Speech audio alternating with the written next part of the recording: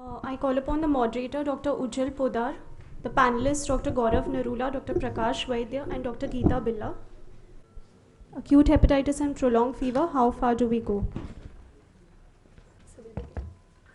Thank you, Anita. We are going to start the post-tea session. Anita, will you start the ball rolling? Then Yes, sir. intermittently I will interrupt you and we'll have some discussion. Okay. So this was a 17-year-old male child born of a non-consanguineous marriage. He came with presenting complaints of fever and jaundice, which began at the same time, right upper quadrant pain, anorexia, vomiting, malaise, and fatigue. So a typical prodrome. The fever was low grade and intermittent. There was no history of drug intake, no history of blood transfusions or sexual contact, no previous history of jaundice, no history of alcohol intake. On examination, the child had tachycardia, icterus. The liver was palpable 4 centimeters below the right costal margin. It was tender, firm, with a sharp edge. The spleen was palpable 2 centimeters below the left costal margin. He had enlarged submandibular lymph nodes, about 2.5 centimeters. This child rapidly progressed to have an altered sensorium while in the ward. He developed grade 3 encephalopathy needing ventilation. He also developed hematemesis and melena. There was abdominal distension with clinically detected free fluid. However, the fever was subsiding at this stage. Can you go back? From PGs, from the history and physical examination, what do you think is the possible diagnosis? This is a 17-year-old male presented with 15 days history of jaundice preceded by prodrome followed by encephalopathy. And on examination, there is jaundice, hepatosplenomegaly. With this history, without investigation, clinically, what do you think could be the possibility? Acute liver failure. Anything odd for acute liver failure in this patient? Now, what is odd for acute liver failure? Short history, 15 days jaundice preceded by prodrome, then encephalopathy, typical like acute liver failure. But what is odd in this patient? Splenomegaly, ascites, hepatomegaly, yes, lymph node. Okay. If you get this kind of presentation, patient is having some amount of fever, there is hepatosplenomegaly, encephalopathy, jaundice. Beside acute liver failure, what are the differential diagnoses you will think of clinically? Malaria, leptospira, because you are in Mumbai, leptospira is very common here. What else? Do you get splenomegaly in dengue? Less common. This splenomegaly is definite. Malaria, what else? Leptospira, yes. Typhoid, very good. So, see, this is probably not part of the protocol, but I raised this issue because Abha was insisting our PGs are not getting involved. So, if you get a patient, sorry, I am not bypassing you guys, so I will involve all of you. This is not part of the case. If you get a patient of acute liver failure with fever, and on examination there is hepatosplenomegaly, think beyond common garden variety of FHF. In classical fulminant hepatic failure, liver is not enlarged, rather shrunken liver. You are not expected to get splenomegaly. And if there is a persistent fever after the onset of jaundice, that signifies there is something going beyond your prodrome. So think about infectious causes also. Like rightly you said, it could be malaria, it could be enteric fever, it could be leptospira. Yes, dengue can present like this, but splenomegaly is less common. But all four can be a differential diagnosis, right? So that is besides the point. Let's come back to the case. So the investigations threw further light on our differential diagnosis. The CBC showed a hemoglobin of 10.2, total counts of 4,500 with 28 polymorphs and 70 lymphocytes, a platelet count of 1.1 lakh, borderline. The LFTs were deranged. The total bilirubin was 13.8 with an SGPT markedly raised 1740, SGOT of 1028, and alkaline phosphatase of 40. The total serum proteins were 4.8 with a low albumin of 1.9 gram %. The viral markers were sent which tested positive for IgM anti-HAV as well as anti-HEV, both tested positive. Hepatitis B, hepatitis C and HIV were negative. The ultrasound of the abdomen showed mild ascites, hepato and splenomegaly. The coagulation profile was done in view of the bleeding manifestations. The prothrombin time was 28 for a control of 12. INR was 2.3. The random blood sugars were 44, a serum ammonia of 110 microgram per dl, which was raised. Serum creatinine 0.8. Blood cultures were negative. Anita, stop. Yes. Geeta, can I have your opinion about this investigation panel? What does it suggest? I'll go a little back, and from the history, let's begin with the history. This boy has presented with fever and jaundice, both together, which is something which you all need to realize, that typical acute hepatitis will typically have a prodrome which precedes the jaundice. Jaundice does not come along with fever. Here, in fact, you say that jaundice for 15 days, fever for 10 days, and you have put it at least as together. So that's one very important thing that kind of tells me that maybe there is an acute component, but there may be something chronic underlying out over here, fever and jaundice coming together. So that's one thing. The next thing which you pointed out in your findings was a very sharp liver edge, which I don't expect in a acute case. This seems to be something chronic going on over here. And now coming to your investigations here, so what you have shown is that there is pancytopenia. Can all these things happen in an acute situation? He has bled, so hemoglobin can be low because of that. Can white cell count low in acute hepatitis E? Yes, it can be. It's a viral infection. You may have that. Platelet is a bit too low, which we don't see in an acute viral hepatitis E. So that kind of tells me that is there something chronic going on. As far as the next is your liver profile goes, bilirubin is 13.8, liver enzymes are SGOT, SGPT 1028 and 1740. They kind of fit, but we do need to have a profile, how has it progressed also. No, Geeta, if you look at this profile, this patient has normal albumin or low albumin, but SGOT, PT are sky high, 1740 with high bilirubin. Will it go for acute viral hepatitis or not?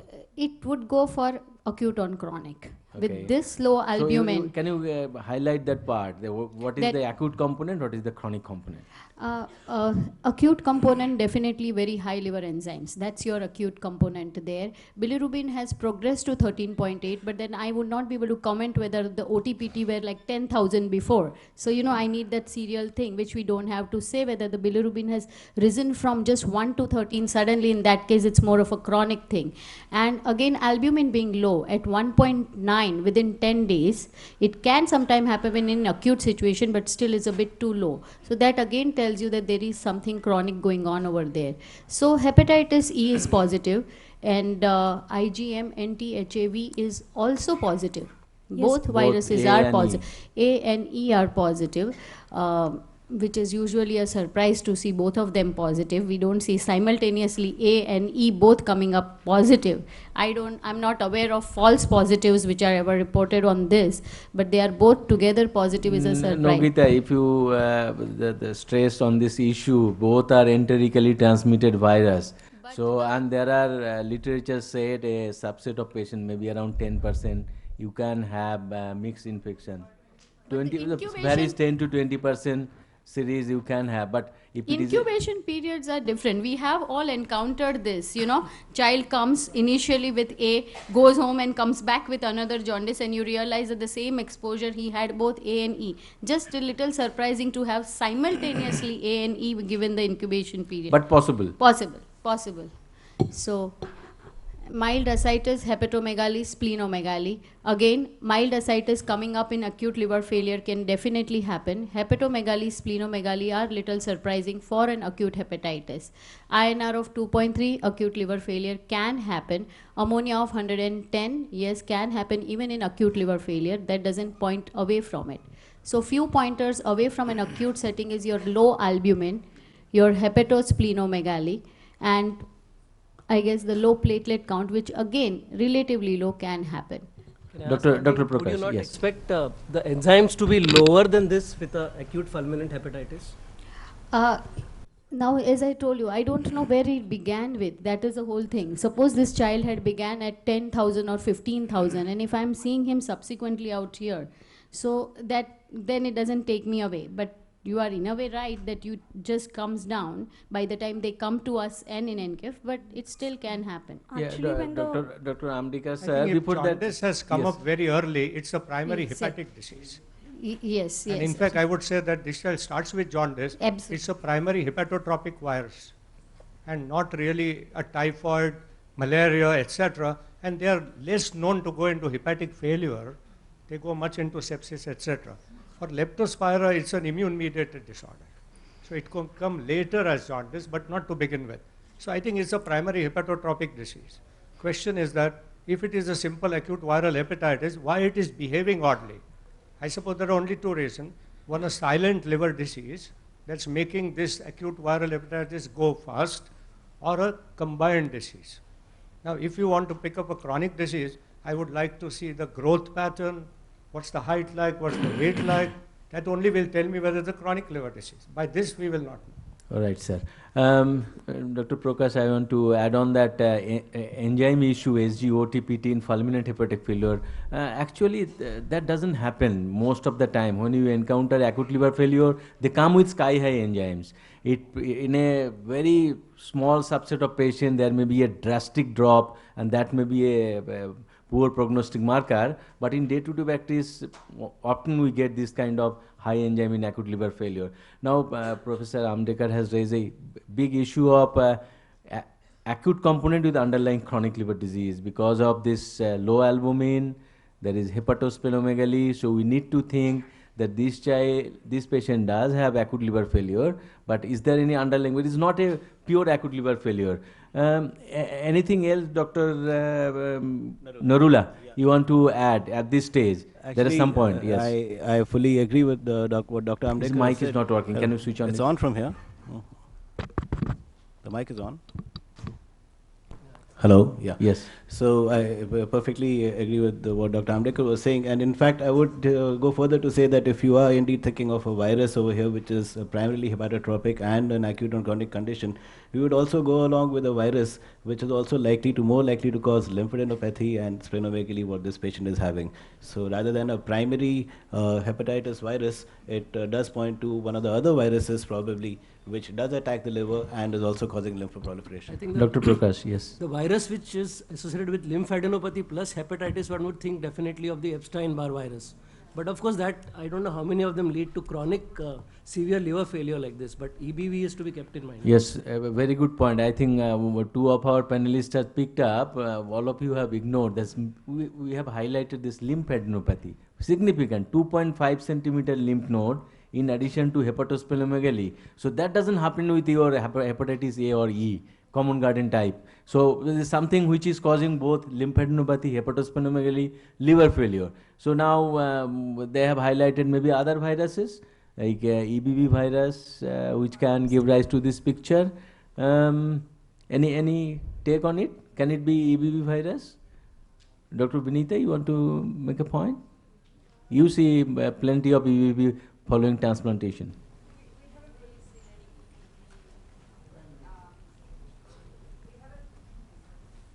I think EBV rarely causes liver failure except in the setting post-transplant or some other Immunocompromised, severe yes. immunocompromised patient. The lymphadenopathy, you also have to think there are, I confess to not hearing all of the details, but there are some unusual malignancies that produced fever, lymphadenopathy and liver failure. So that would be something. So else I'd think you want to about. keep some lymphoreticular malignancy also. Dr. Narula, can you think of anything in that line? So I'm not thinking malignancy yet, at least. So I guess this is a persistent fever, so maybe I come in later.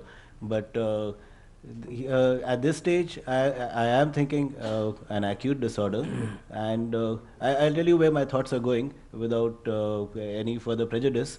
We got two antiviral antibodies which are positive, and we've already pointed out, you said that is possible, but many of us believe that that would be a strange coincidence. And it's occurred in an otherwise healthy boy. So I am thinking right now of an infection which also causes an immunological sort of storm. And I'm thinking. Hold on, Dr. Narula. Hold on.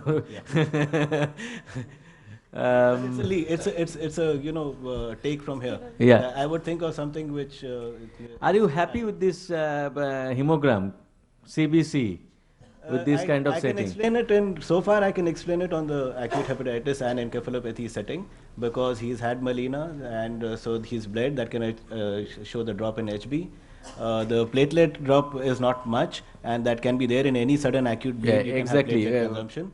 The WBC, WBC is okay, also, but 4,500. there is a neutropenia. So there is an acute neutropenia, but that can occur in an acute infection Yes. or in an encephalopathy. In So- any toxic situation, you can get a mild neutropenia. So the message is that this hemogram is not alarming. If you get a dramatically low platelet, drastically low WBC probably, then you have to stretch your imagination. But I don't think at this stage, looking at this history and this panel of investigation, you can jump into the conclusion there is a significant pancytopenia. Right? Geeta, if you have to, sir has raised the issue underlying chronic liver disease. Obviously there is the acute, no doubt. There is some feature to suggest chronic. So what would be the likely underlying chronic liver disease which was silent and now has precipitated by acute hepatitis? So this is an 18-year-old boy. His hepatitis B and C are negative. So Yes. those other viruses are not in the picture over here. Does he have something like a underlying metabolic liver disease is one of the things, whether he has like one of the, at 18 years you would think of Wilson's that Right. can still come at this stage. You think of, he's a boy, rare to see in this age, but you do see autoimmune liver Yes. diseases at this age. So these are the two most, if I given the age group, Yep. silent underlying chronic liver disease, these would be on the top of the charts as far as a chronic liver disease goes. Right. Sir, I'd like to put two more Yes. differentials into this picture. One is actually that it was told that no history of drug intake, but we very often see that when patients are diagnosed have acute onset hepatitis, they often go to Ayurvedic practitioners and take local drugs. So that can act as a second hit and cause this kind of a picture with the mixed picture, the acute viral hepatitis along with a drug-induced hepatitis. No. We are talking about acute on chronic. Mixed picture is acute with chronic. Mixed picture of not severe acute. So what you are telling, both are acute. It is increasing the severity of acute. That is not the situation here. Here we have a clear-cut picture of acute hepatitis with some picture to suggest underlying chronic, means hypoalbuminemia, Second differential hepatosplenomegaly. with fever, hepatosplenomegaly, lymphadenopathy, and maybe Yes. a pancytopenia Yes. with high enzymes and ascites as a feature of peritonitis. I'd put hemophagocytic lymphohistiocytosis. Okay, as the possible. second differential. Right. Okay, thank you very much. Anita, can you go ahead? Yeah, let me just Sir, emphasize that. hold on. Obesity is another issue. They have fatty liver, and it is a silent liver disease. But I'm not sure whether this is a chronic at all. Why not just the acute problem? Just couple of small findings. Okay, we'll have the further investigation. Okay. So let me just emphasize that this was an absolutely well-grown child and no previous history to suggest any chronic liver disease at all. And we have also done the Epstein-Barr virus parameters, which were normal. And let me emphasize that at this stage, the fever had subsided. Ammonia was done when the patient was in encephalopathy. Yes, sir. Yes. Actually, when the child came to us, he was already 20 days into the illness and he was in grade 3 encephalopathy when he was transferred to our setup. The ammonia is not high enough for encephalopathy in an acute. What's your normal ammonia level? Is around 70 cut up? Yeah. 50 to 75. The lab normal is 100. What's your So 75. 70, 75. Yeah. lab ammonia has a All right. Anita, carry on. So our primary diagnosis was Sure. acute viral hepatitis A plus E with fulminant hepatic failure. Do you have any debate on this first diagnosis? Dr. Geeta, Dr. Prakash, Narula. We agree with the first diagnosis. This is acute liver failure A&E. We have substantial evidence to suggest that. Points Okay. supporting that are there was a prodrome followed by jaundice and encephalopathy, high bilirubin with high enzymes and a prolonged prothrombin time with a high ammonia, and we had a markers for HAV and HEV positive. So further course, the encephalopathy part recovered, the child was extubated, we were able to wean him off the ventilator. However, the fever reappeared at this stage and it was high grade. There was tachycardia, tachypnea, hepatosplenomegaly and lymphadenopathy had persisted throughout. The coagulopathy was continuing. So, any thoughts now at this stage? the first part is over. That was very simple to explain. Acute liver failure. This child has recovered, is extubated, but now fever reappeared, hepatosplenomegaly lymphadenopathy persisting, his lab parameters started worsening.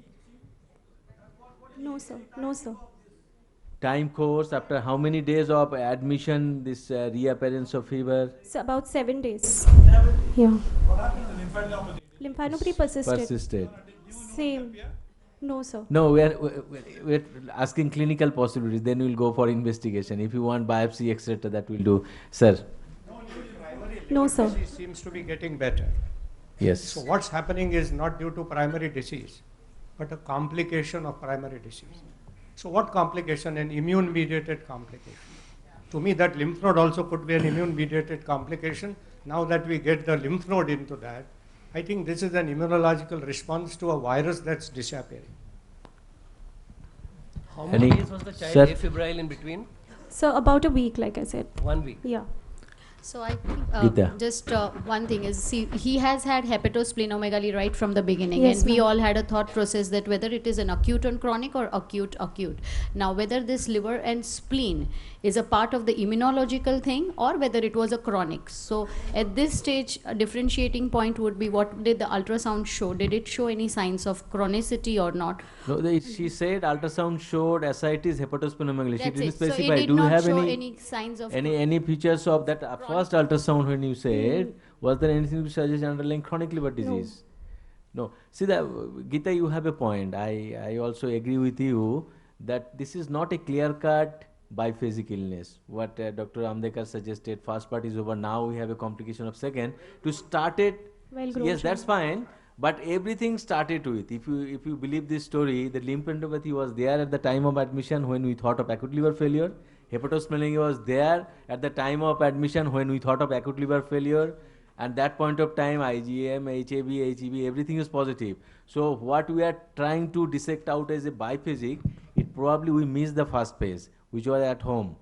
What we have picked up is the second phase. By the time this patient has come to us, this patient has already have immune mediated whatever way or some other virus causing hepatosplenomegaly, lymphadenopathy and all dysfunction. And only we need to explain how you will explain the improvement in between. No, This- alternatively, we Yes, could be Dr. dealing with Prakash. a non-infective cause of fever to begin with. Yes, And then viral hepatitis has supervened, putting him into liver failure. Now he has recovered from that. liver But failure. there was a non-infective cause that was causing jaundice plus hepatosplenomegaly plus lymphadenopathy. Like, So I would have Prakash. to. Are we looking at some sort of a malignancy, or we are looking at Yes. some sort of a?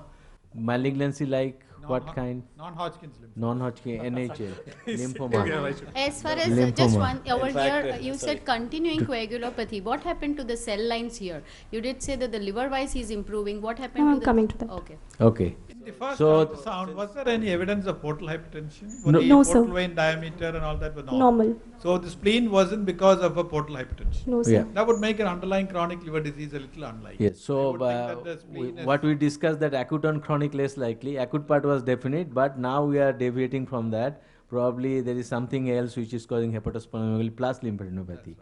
All right, Dr. Narula, yes. Any other lymph nodes? Since it's sorry. Sorry? Yeah. No, sir, not in the ultrasound abdomen. Yes, sir, Yes, yes. negative. So all other, yes, sir, Yes. all other viral markers were negative. Dr. Narula, you want to make a point? No, since malignancy came up 2-3 times in the discussion, so if we are thinking of a prototype malignancy which causes lymphadenopathy, hepatosplenomegaly, and immunological problems, and maybe even immune deficiency, then we are looking at Hodgkin's. So this is one malignancy which you can, at nearly 10% of Hodgkin's can be associated with some kind of immunological phenomena. You can get autoimmune conditions, autoimmune hemolytic anemia, thrombocytopenia, both are possible. And the three, primary immune deficiency, autoimmune disorder and malignancy form what we know as the unholy troika. They always go hand in hand. So these are a rare group of disorders, but if you have one, you can generally have the other two. And to have association of Hodgkin's with immunological dysfunction and maybe even susceptibility to an infection is not unusual. Having said that, most of these associations are seen in more of the elderly patients with Hodgkin's rather than in children. Young patient. One thing is sure that this patient did have hepatitis A and E positive. So we cannot ignore the hard fact there was acute hepatitis and that was caused by hepatitis A and E with something which we need to explain. So we cannot say that hepatitis A and E was something different and this disease. If now we have to try to correlate. That is this interrelated hepatitis A-E related liver failure and then has gone into this phase when there is a persistent fever or reappearance of fever with lymphadenopathy, organomegaly and maybe something else. Now Dr. Anita, can you... So before you go on Yes, that again, yes, I would Dr. like to Nurul. add over here that lymphoproliferative diseases like Hodgkin's, I would disagree with non-Hodgkin's. Non-Hodgkin's in children would not behave like this. But Hodgkin's, CLL and atypical lymphoproliferative syndromes, they can all be associated with false positivity for your viral markers. So just to add that as a thought over here. False positive for both A and E? No, unlikely, but I'm just saying as a concept, it's possible. Yeah, it occurs. No, liver it failure. It doesn't explain Yeah. this. So, Yes. I don't know. I'm not contesting that at all. Positive. Viral hepatitis is undoubtedly there in this patient. So I'm not contesting the viral hepatitis. No, just I for the was sake of giving you- discussion, Dr. Nerula, I Yeah. agree with I you. gave He you a raised this situation- issue because all of us have decided that we need to explain everything. So he put forward a opinion that lymphoma can have this kind of presentation, but he is not telling that there was no viral hepatitis. No, there was a viral hepatitis. Yes. I'm giving you the He setting said the in false which- positivity, yes. I'm That giving is you the less setting likely. in which it occurred. Right. And- You say that it's a viral hepatitis on a child with a lymphoma. It's Yeah, viral- that's viral what I was saying from the beginning. I'm sorry if that didn't come across. Viral hepatitis in a child with lymphoma. Yeah, that's Okay. what I was saying. Well, that they are prone. They can, one they more can get question. infections. You want to make a point? Yes.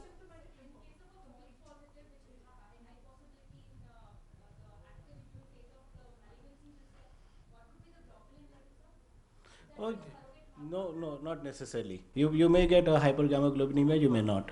It may not be. Sir. Mhm. Biliary tract, have we looked at it? Okay, do you have alkaline phosphatase was normal? She 40, said 40. ultrasound not clearly shown any bile duct dilatation, but you are right. We have not done further imaging to look at this. Oh, why, sir? I want to ask you. Why did you ask this question? Because whenever Dr. you Yacha, have use the the mic, only please. pointer which goes against a biliary tract is lymphadenopathy. That we can explain. But we need to know why there is hepatomegaly persisting, splenomegaly and coagulopathy. That means the liver insult is still going on in this patient. Yes. And whether there is involvement, because so before we go, we should know about the extrahepatic biliary tract also. Right. So we'll provide the further investigation. Anita, please. So we tried to look at the cause of fever. The thoughts that we had at that time was peritonitis, a urinary tract infection, or a ventilator-induced pneumonia, Hold on, septicemia. Anita. See, this is actually standard gastroenterology textbook teaching. If there is a liver disease and patient is having fever, then you have to think about, is it the SBP, is this pneumonia, UTI, blah, blah, blah. So this is a common line of thinking. So we are not serious about in this patient. So essentially, we ruled out all of this. Yeah. So, So just these are to- the detailed investigation? Tell us? Yes. So we ruled out any infection. All the cultures were negative. We even did an ascitic fluid, which was negative. On ultrasound was repeated, which showed ascites and hepatosplenomegaly, no portal tract involvement. A CT brain was done, which was normal. A PET CT of the entire body was done, which showed adenopathy. An X-ray chest was normal. Immunological parameters were normal. CT brain was done due to what? So the encephalopathy and Yeah. the focus of fever. No, PET CT showed something. You have done PET CT, So so PET generalized CT whole body lymphadenopathy. showed Somebody generalized asked you asked the adenopathy. question of lymph node. So this patient has lymph node everywhere. The immunological parameters were normal. CMV, EBV, as I mentioned, were normal. We did a lymph node biopsy from the submandibular gland, which showed reactive hyperplasia with an atypical immunoblastic reaction. We also did a bone marrow biopsy, which showed a query myelodysplasia. Just hold on. Dr. Norula, are you happy with this panel? You want something else? Whatever you wanted, everything is done. What are the dispute and how to clarify that? So no, actually, this is more or less confirming what I was suspecting initially, and to get back to what I was harping on about immunological reactions which may give you false positivities. That wasn't. It was just a lead at that time. It was just a thought, but this is more or less affirming it. Your lymph node biopsy is a react. No. Can you just highlight those immunological phenomena here? This patient has he's got slightly elevated IgG, he's got IgM, IgA. That can be explained by the acute phase of an infection. Yeah. It can also be explained on lymphoproliferation, whether malignant or non-malignant. Then the CMV, EBV are negative, but you have not told us which tests you did, whether you did the IgM, IgM, antibody IgM. tests. These are all serological tests which you have done. Yes. Yes. So serological tests in such a setting I would always take with a pinch of salt, but that would be one thing. The PET CT you have not said the result. Or just the adenopathy. PET CT You just showed. Different Lymphadenopathy. And then coming to the biopsy per se, the lymph node biopsy is confirming that there's you're seeing atypical immunoblastic reaction that shows that your the cells, especially your B cells, and probably are highly activated, though the plasma cells will come in the marrow. So that will suggest what? Just for our common perception. If you get this kind of biopsy picture, so that this is not diagnostic of anything, but suggesting what? So far the thoughts of viral disorder which has hit the liver and which has hit the lymph nodes and the lymphoreticular system is high on the cards, but no single virus can explain all this. So there is an intense immunological reaction, which is what Dr. Amrekar was pointing out. And in fact, I would give credit to the person who pointed it out. In this setting, HLH is something which you should think of. Will bone marrow be diagnostic in a HLH? Yeah, bone marrow should be diagnostic, but we often find it misreported. And one more point, when the first set of investigation was shown, that point of time cytopenia was not, though Gita was trying to split here with 1.1 lakh platelet being low, 4,500 WBC is low. In HLA means hemophagocytosis. Dr. Prakash, you are... So I do see yes. that you have hidden the counts from us so far. Dr. Prakash, you want to make a point? Do a serum ferritin here? Yeah. Oh, that will come. So whatever you have shown, is it suggesting that this is a... One more point is, how does it explain the jaundice with which the story started? Yes. So the story we still maintain that the story started as a viral hepatitis. Don't disclose everything. Story started with acute viral hepatitis. So they are still, she is sticking to the gun. So this can was you acute see viral the hepatitis. serial, what happened to the cell lines as it went ahead? Yes, Did now they persistently remain low? we have just 6 minutes. We can go ahead with the Okay. other investigation. Yeah. So we see a trend of dropping hemoglobin, although the child was transfused in between. So we see a slight rise and then again a drop to 7.1. The WBC count, the lowest was 2750 with a polymorphic cells count of only 28, and the platelet count progressively dropped to 71,000. Because this is when, if this happens and otherwise patient is resolving, that is when we think of HLH. Most of the time, this is the place when we all start ordering ferritin and triglyceride Yes, levels. now we are more or less sure that this patient is going towards hemophagocytosis because you have a TLC 2700, platelets 71,000, but first time when it came 4,500, I don't think any of us will ask for bone marrow. But this point of time, yes. Definitely this patient has pointed towards hemophagocytosis. Next. The bone marrow was reviewed. We have a pointer. No, this pointer works. It's not working. For you have to press just. No, pointer, the same pointer. But this is PET scan before ferritin. Is there? No, bone marrow now This reviewed. Yes. Bone marrow now was we are showing the reviewed, reviewed. and this is the cell that we are trying to show at the center, which is showing. What is? There is RBC inside the macrophage. There's a RBC, there's a poly. Dr. Narula, can you explain because you are expert in this field? So this is a macrophage which is showing engulfment of RBCs. Even a neutrophil it has engulfed over there. Maybe another band up there. And this is pretty much what you will see. Hemophagocytosis can be seen in to some extent in many infective conditions, but it is a syndrome which makes this picture diagnostic. And I would also say that sometimes you may not find it in the bone marrow, and you may find it in the lymph node or in a spleen aspirate or somewhere else.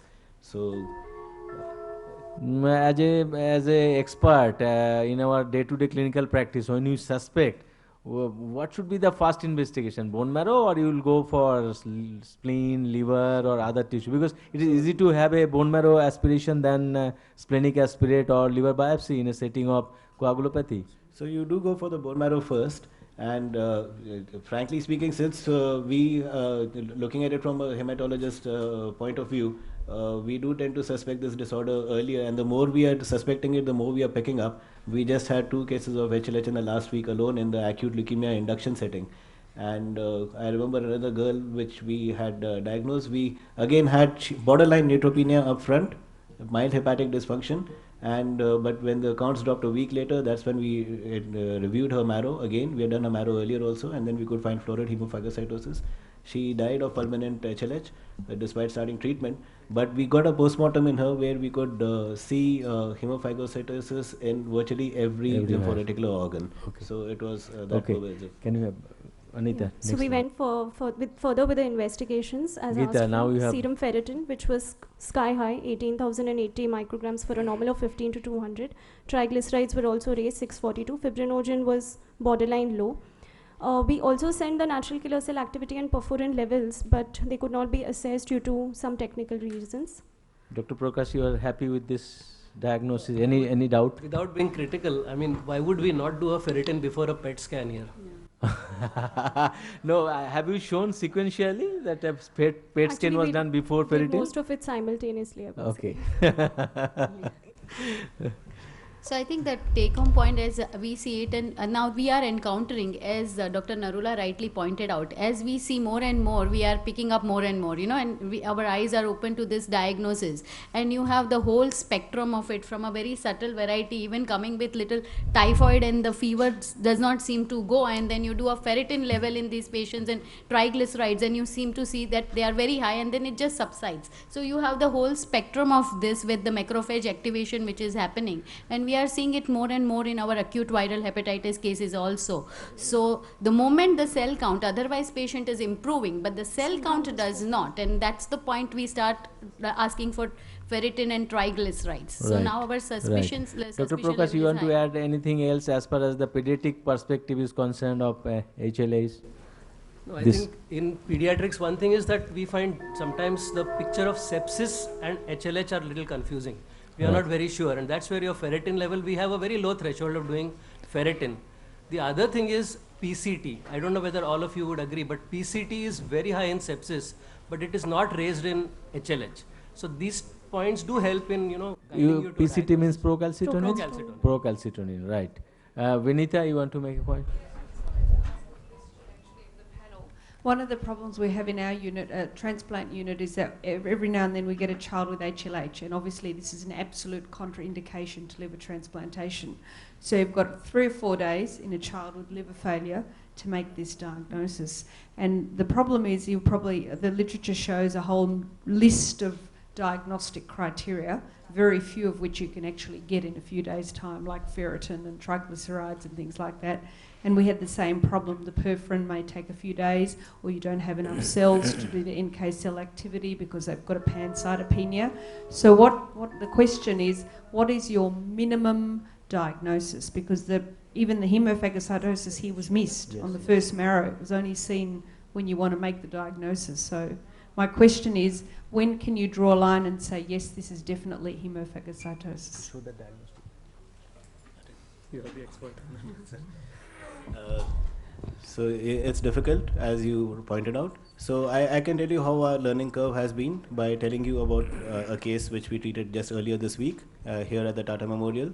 ALL case in induction, right in the middle of induction with very low counts, suddenly had the bilirubin shooting up, and there were several possible explanations why that can occur in an ALL in induction. But the counts are rock bottom, so the cytopenias don't help you because you're expecting it to be low. And since we could not explain the liver dysfunction and the coagulopathy, we got the ferritin done. It was about in 1 lakh range or something like that.